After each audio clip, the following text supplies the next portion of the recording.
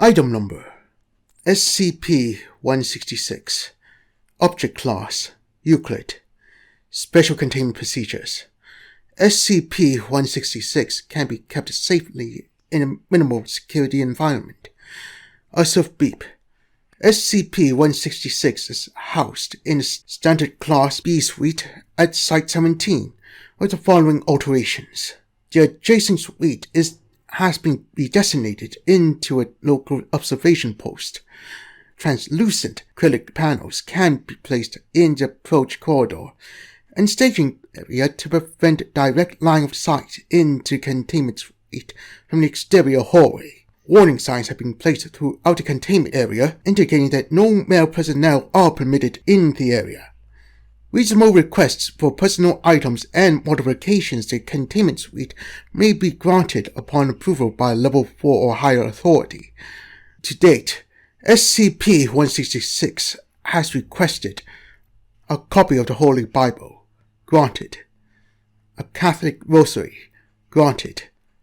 Access to a Catholic priest for confession, mass, and other sacraments, denied. Various books and magazines, mostly religious in nature, granted, pending review and approval of contents. A telephone with which to contact the Abbess of Beep Convent in Cornwall, England, granted. SCP-166 is to be allowed 1 hour of telephone time weeks to this phone number only. SCP-166 is generally content to remain in her quarters, as long as she is provided with entertainment in the form of religious materials, books, television, and art supplies. In return for her cooperation in her own confinement, SCP-166 is allowed a 12-hour excursion away from Site-17 to an adjacent uninhabited island with no more than once per month. Limited Release Protocol 19A is to be observed in these cases, with the added restriction that no male personnel are allowed within 500 meters of SCP-166 during transport, and no male personnel are allowed on the island during her stay. As even the lightest clothing tend to cause pressure ulcers within 45 minutes of constant wear, SCP-166 is allowed to go nude for medical purposes. Garments and bed linens are to be made of non-stable cotton and should be changed regularly. Male staff are forbidden from viewing or entering direct vicinity of SCP-166. Violation of this order will result in immediate disciplinary review and possible termination. At least one female staff member must remain in an adjacent observation room at all times and maintain direct visual observation of SCP-166 through viewing slits or closed-circuit television. In order to minimize the risk of accidental exposure, all cameras and windows shall be equipped with translucent filters with at least 50% exclusion of detail. No permanent record shall be kept of any photographic evidence of SCP-166's appearance. SCP-166 requires no sustenance save approximately 1 cc of human seminal fluid, administered orally on a weekly basis. Arrangements have been made with a local sperm bank for this purpose. On-site procurement will be carried out in emergencies only. Despite the fact that SCP-166 requires no other sustenance, the subject can consume normal human food and does do so. Due to SCP-166's many health issues, medical evaluations should be carried out at least once per week. Description: SCP-166 appears to be a human female in her late teens, of average height and slender build.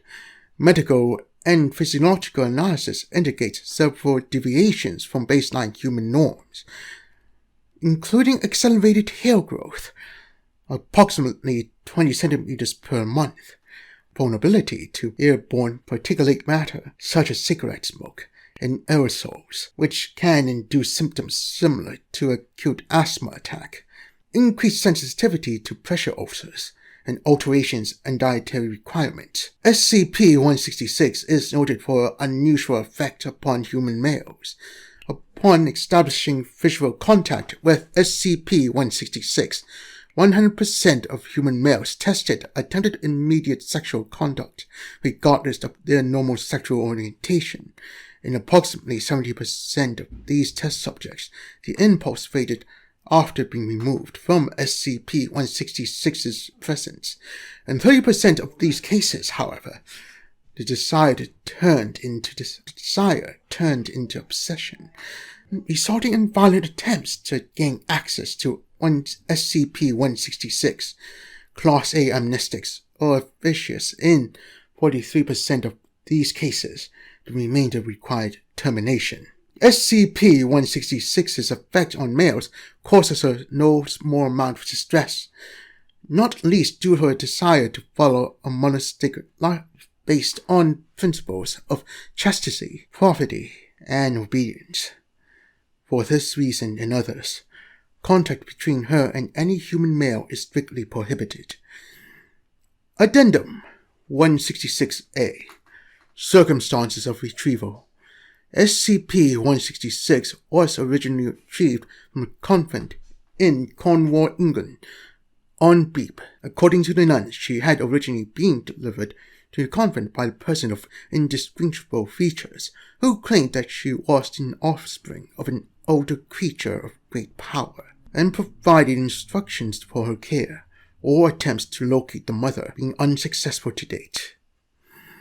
SCP-166 was raised by the nuns in a cloistered environment until a young man, Subject A, who sneaked into the convent to visit one of the novices, accidentally caught sight of her.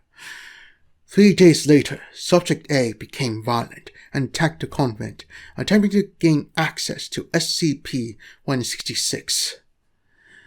Subject A proceeded to kill one nun and severely injured 3 others before being neutralized by force. A Foundation operative consulting with the local priest regarding an unrelated matter heard of the incident and proceeded to the scene. When he too became enamored, the operative immediately cut off contact, placed himself into confinement, and requested a female operative from command to take over the retrieval operation. Agent Beatrix Maddox made contact with the Mother Abbess shortly afterward, negotiating the transfer of SCP-166 to Foundation facilities for containment and research. Addendum 166-E. Text of a letter. Origin unknown. Placed in SCP-166's suite on Beep. Dear Beep, I first met your mother when she was a girl. She had hooves for feet and starlight in her eyes. She was beauty and nature, and I killed her with my own 2 hands. Eden isn't a place. It's a state of being. They wanted to take us back to it.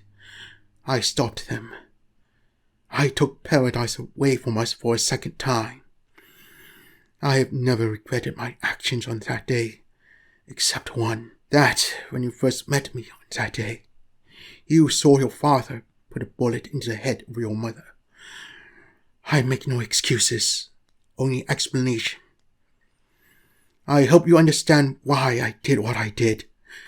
I hope you forgive me. I love you.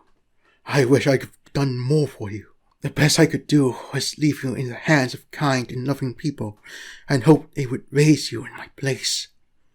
From what I've seen, they did well. I'm sorry you couldn't stay with them. I'm sorry they've brought you to this place. I promise to do my best to make sure your stay here is pleasant. I promise to keep you safe. Happy 16th birthday, honey. Your father, Beep.